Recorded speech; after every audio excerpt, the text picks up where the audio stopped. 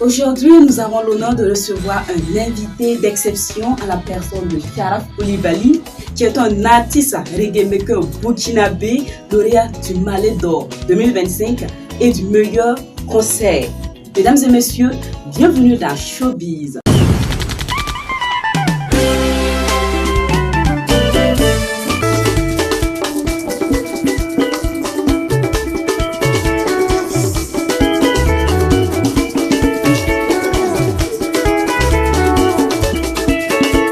Bonjour et bienvenue. Merci, bonjour à vous, bonjour aux téléspectateurs et aussi aux abonnés de GM Communication. Merci de m'avoir invité. Je suis à vous. Alors, pourquoi avoir choisi le reggae comme style?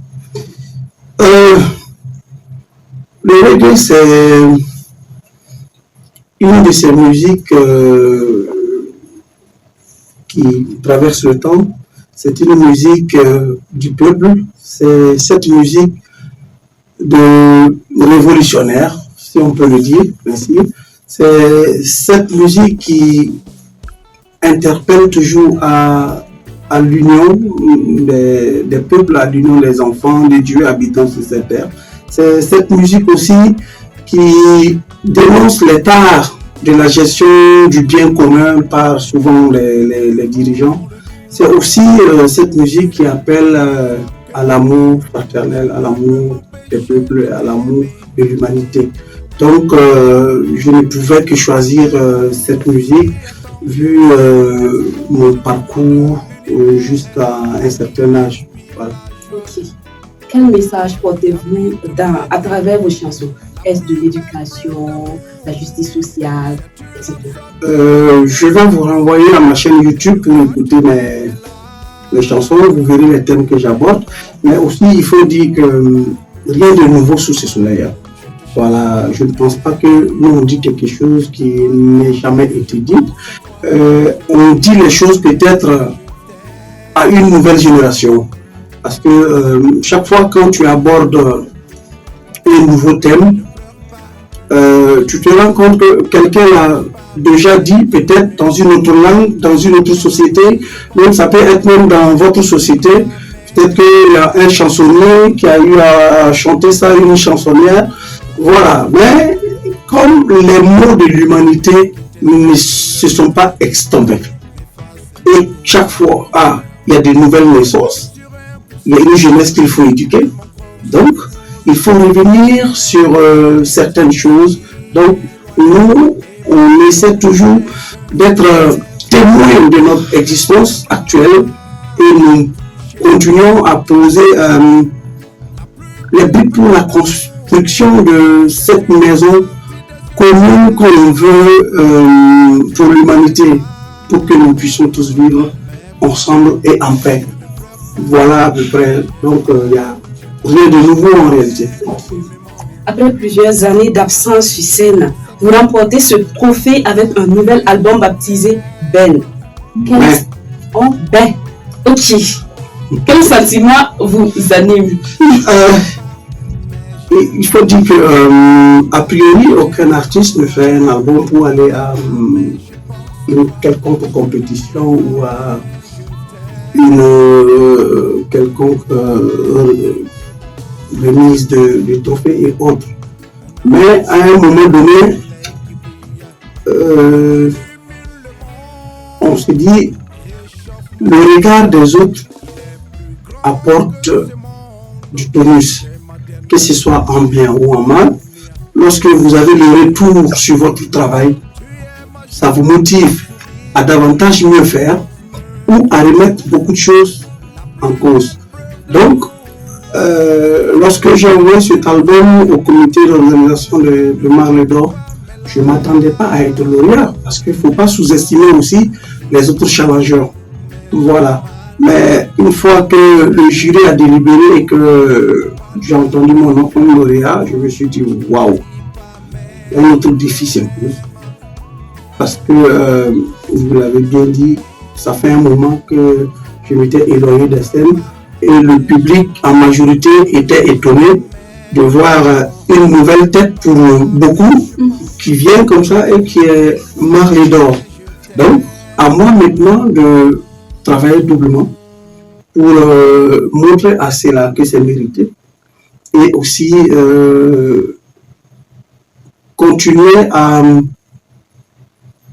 faire avancer mon art. Donc, c'est avec satisfaction que je reçois cette reconnaissance marlé d'or. Ça veut dire que j'ai bien bossé. Pas que les autres n'ont pas bien bossé aussi, hein. Mais bon, comme on ne peut pas donner à tout le monde. Ok, c'est ça. Alors, que représentent ces différents prix dans votre carrière? Ça représente beaucoup. Parce que moi qui ai la chance de voyager à travers le monde, il y a beaucoup de pays qui ont envie les marlés d'or, qui aimeraient avoir une telle cérémonie dans leur pays. Et il faut savoir aussi que les marlés d'or, c'est la seule cérémonie à travers le monde qui récompense les reggae makers. Voilà. Donc, recevoir le marlé d'or, c'est être mis en lumière pour le monde entier. Et ça, c'est pas petit. Donc, il y a le défi à relever pour, comme je viens de le dire tantôt, le défi à relever pour montrer aux gens, aux mélomanes, que c'est mérité et que vous êtes porte-flambeau d'un genre musical et vous êtes porte-flambeau aussi d'un pays. Parce que le nord du Burkina Faso est étroitement lié au marlé d'or. Parce que tout le monde entier sait que ça se passe au Burkina, vu ce que le pays traverse. Nous aussi, nous jouons notre petit rôle d'ambassadeur pour notre pays, pour dire aux gens, bien que nous traversions des difficultés, le pays est encore fréquentable et les activités s'y déroulent normalement. Quelles sont les thématiques abordées dans cet album? Je pense que je l'ai déjà dit. Il n'y a rien de nouveau. On dit ce qui a déjà été dit. Voilà, Bob Marley a abordé les thèmes de l'Union africaine. Voilà, nous on le dit autrement, soit en moré, soit en dula, soit en français. Voilà, on dit les choses par rapport à la nouvelle génération qui n'a pas connu d'autres artistes, soit de fait, soit qui ont plus du recul. Je ne dirais pas retraité parce qu'un artiste ne va pas à la retraite. Voilà, donc c'est les thèmes de la société. Dans cet album figure un titre qu'on aime bien qui est Je ne pleure pas. À qui est destinée cette belle chanson? Est-ce une histoire d'amour que vous avez vécue? C'est une chanson qui est destinée aux mélomanes. Voilà, on fait une chanson pour qu'elle soit appréciée, par les mélomanes. D'abord, et ce qui est intéressant, on est toujours curieux de savoir comment l'autre aime. Bien qu'on soit entouré d'amour de notre famille, de nos amis et tout, il y a toujours cette curiosité de savoir comment les autres aiment. Mais pour dire vrai, cette histoire, je ne pleure pas, c'est pas une histoire propre. L'artiste ne chante pas que sa propre vie, parce qu'il vit dans une société, il observe, il voit des choses, les gens lui racontent leurs histoires, et lui il décide finalement d'être le porte-parole de certaines personnes. Voilà, cette chanson qui vous a touché, c'est l'objectif voulu par les artistes, que leurs chansons touchent les mélomanes, que chacun se retrouve dans une des chansons. Voilà, sinon c'est pas ma propre histoire en réalité, mais sachez que les garçons aussi pleurent par amour, même si on ne le fait pas publiquement. Parce que dans l'éducation du garçon africain, on dit toujours qu'il faut te montrer fort. Un garçon ne pleure pas. Même si tu ne pleures pas aux yeux du monde, souvent, même si c'est au fond de la chambre, même au fond du grenier au village, tu peux laisser échapper une larme par amour pour quelqu'un. Parce que très souvent, entre promotionnaires, jeunes filles, jeunes garçons, on nourrit des idéaux ensemble. Lorsqu'on fréquente le même milieu, c'est vrai qu'il y a des affinités qui naissent, il y a des sentiments qui naissent à un moment donné. Mais très souvent, lorsque tu es de la même année que la jeune fille, elle a tendance à partir vite te laisser. Vite, elle a un corps de femme et elle est appréciée par d'autres personnes qui sont peut-être toi tes aînés. Ouais, rares sont ces hommes qui ont le même âge que leurs femmes. Voilà, il y a toujours ce petit décalage de 2 ans, de 3 ans, de 5 ans. Mais toi qui as aimé cette dernière, qui est ta promotionnaire de même âge, sincèrement, il faut nettoyer. Et lorsque elle t'échappe, il y en a qui en pleurent. Voilà, même si ce n'est pas publiquement. Donc, c'est des choses comme ça. Je me dis que forcément, quelqu'un va se retrouver dans cette chanson quelque part. Alors, y a-t-il un concert ou une scène récente qui vous a particulièrement marqué? Que moi-même j'ai pratiqué ou quelqu'un d'autre? Ouais. Mon dernier concert, c'était au Mali Festival à Bamako, c'est en février dernier. Il faut dire que j'ai été très actif au côté du Mali ces dernières années. Parce que à la dernière édition du festival sur le Niger, il y avait un plateau dédié au hip-hop et au reggae. Voilà, donc j'ai partagé la scène là-bas avec ma soeur, ma jumelle Sista Mam, qui est la promotrice du Mali Festival Reggae, et aussi mon frère et ami Didier Awadi du Sénégal, et mon vieux père Coco Dambélé. Voilà, après ça, on a joué à la 20e édition du Mali Festival Reggae. D'ailleurs, c'est les images de ce concert qui m'ont permis d'avoir d'être lauréat du meilleur concert pour les Marley d'Or de cette année. Il faut dire que je ne chante pas vraiment, c'est au Burkina que je ne suis pas très souvent sur la scène. Voilà. Quels sont les projets pour les mois à venir? Les projets, ça peut pas manquer au niveau d'un artiste, surtout lorsqu'on est sacré Marley d'Or, avec un nouvel album. Donc il y a la promotion de l'album qui continue. On prévoit faire un concert dédicace. Vous serez tenu au courant de la date et du lieu. En tout cas, c'est au cours de cette année, toutes les semaines à venir.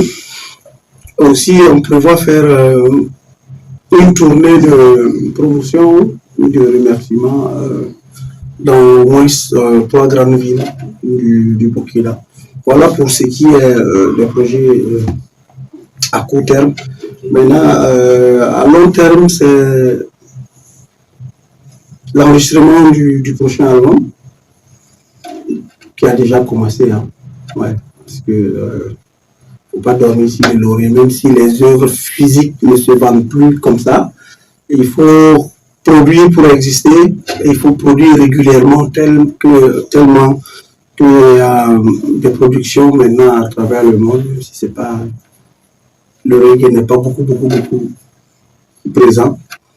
Il faut continuer à produire, et aussi il y a aussi l'ambition de faire connaître l'album hors du Burkina, sur le continent africain, voire l'Europe, parce que le reggae c'est cette musique qui rentre partout, qui réunit les sociétés, qui brise les barrières sociales, les barrières d'injustice et tout ça. Voilà. Okay. Comment voyez-vous l'avenir du reggae au Burkina Faso? Le reggae burkinabé a un bel avenir. Un bel avenir parce que malgré les difficultés que traversent les artistes, ils ne baissent pas les bras. Ils continuent de produire, surtout, ils produisent des œuvres de qualité. Voilà. Mais le milieu a besoin d'être organisé, très bien organisé, pour que ces productions ne dorment pas dans les tiroirs. Lorsque vous regardez, il y a beaucoup de festivals au Burkina. Mais est-ce que vous voyez régulièrement les reggae makers sur ces scènes?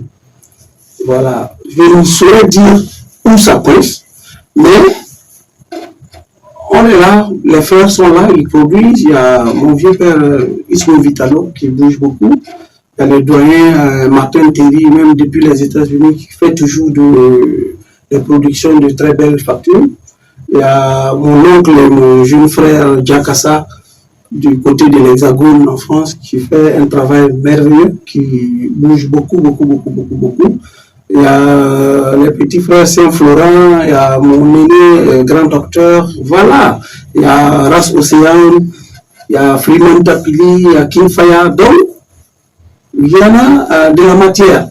Maintenant, nous vous exhortons toujours de nous accompagner dans la diffusion pour que ces musiques puissent avancer et que ça puisse être entendu par beaucoup d'oreilles. Merci beaucoup, Sharaf, pour votre disponibilité et la richesse de vos réponses.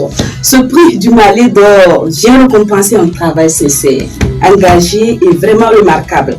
À travers cette interview, nous espérons que le public aura mieux compris l'homme et l'artiste que vous êtes. N'hésitez pas à soutenir l'artiste dans ses projets à venir. Rendez-vous très bientôt sur notre plateforme pour une autre rencontre avec ceux qui font la fierté de la culture burkinabé. Je suis Thérèse Danem et René Sora à la réalisation. Au revoir.